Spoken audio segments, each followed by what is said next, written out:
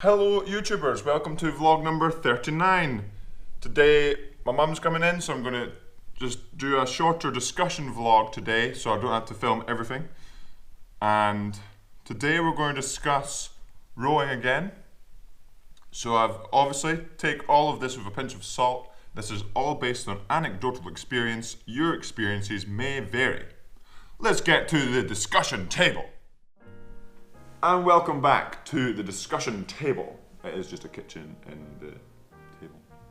Anyway, discussion time number 5, we're going to talk about rowing. And like I said before, your experiences may vary here.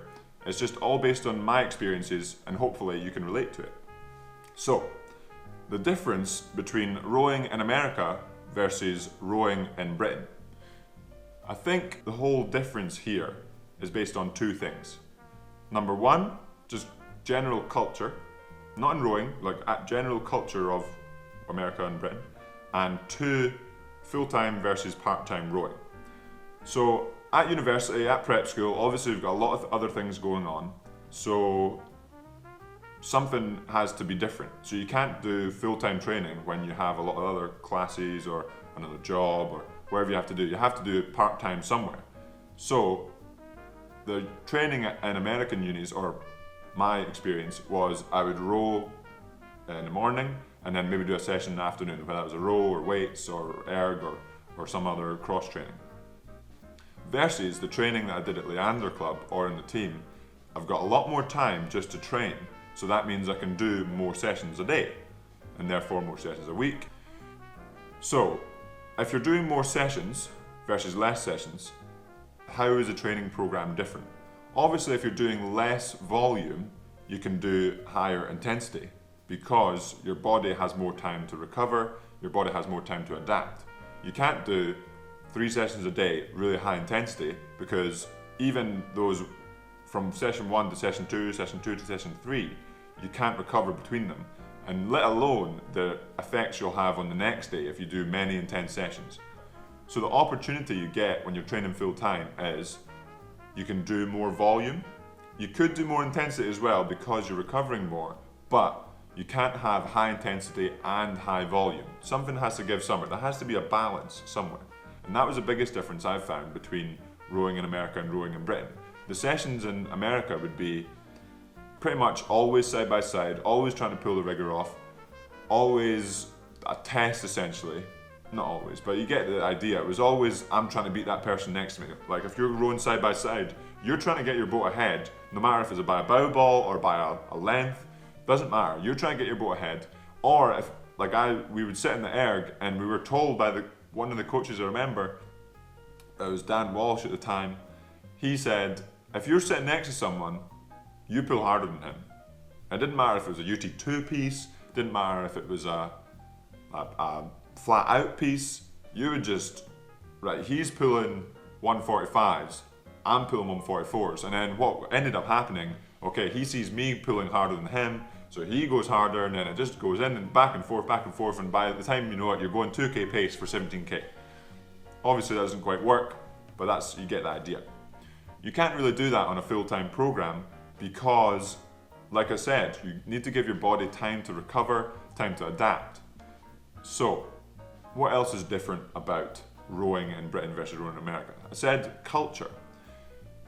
And I think this is just an overall culture thing. So in America, there's a tendency to be a lot more outward, a lot more extrovert. And this is really a point brought home by, there's a video posted by one of the guys at Princeton University. His Instagram is Chill Vance, I'll put it in the description below. He posted a video of his boat doing a start, and the coach, so all they're doing is a start, but the coach is going mental. He's like, oh, here we go, what's your limit? And that really represents how I see coaches in America. They get really really into it, really outward, really going for really amped up. Which versus the coaches in Britain have experienced less of that. Of course they get excited, I'm not saying they don't care as much or they're they don't do it not invested, but it's just the way they sort of portray how they're getting excited is very different. So the coaches at Leander, obviously they care a lot, they're really invested, they put in all the time into the boats, but they're not going to, most of the time, unless you're like doing something like completely outrageous, they're going to just give you like a more quiet feedback and just say, yeah, good job guys, that's great, good job, keep going, rather than like shouting down a megaphone and going for it. And I think I have a bit of both, where I was watching the Northeastern Uni team prepare for the head of the Charles last year, just going down Charles on the launch, and the uni guys were doing a piece down the river, and I just took the megaphone off the coach and just yeah boys, just shouting down the megaphone, because I was getting so amped up and I wanted to just like give them some encouragement, I suppose. Whether it's here, it's a bit less like that. So, like I said, 2 points that I think are the major differences between American unis and British unis. It's not so much a difference between how one program trains, how Americans train versus how British people train, because I know people from Newcastle University, Tim Clark, George Rossiter, Tom Ford, all those guys came from Newcastle, and they've told me stories about the workouts they do on the erg or on the water, and it's obscene. Some of the workouts are like way more intense than what I did in America. Just like I think some outrageous amount of 500s, or like there's like 10 by 1500 or something like that. The whole aim is just to like dig you in a hole. But like I said, the biggest difference is between part-time and full-time. If you're rowing at uni, you have less time to do workouts, so you can up the intensity. But if you're rowing full-time, you can up the volume, which means you have to take a hit on the intensity. So both training methods can give different effects on fitness and power and all that stuff, and I'm not recommending either one. Like I said, take it with a pinch of salt what I'm saying. It's all based on personal experience.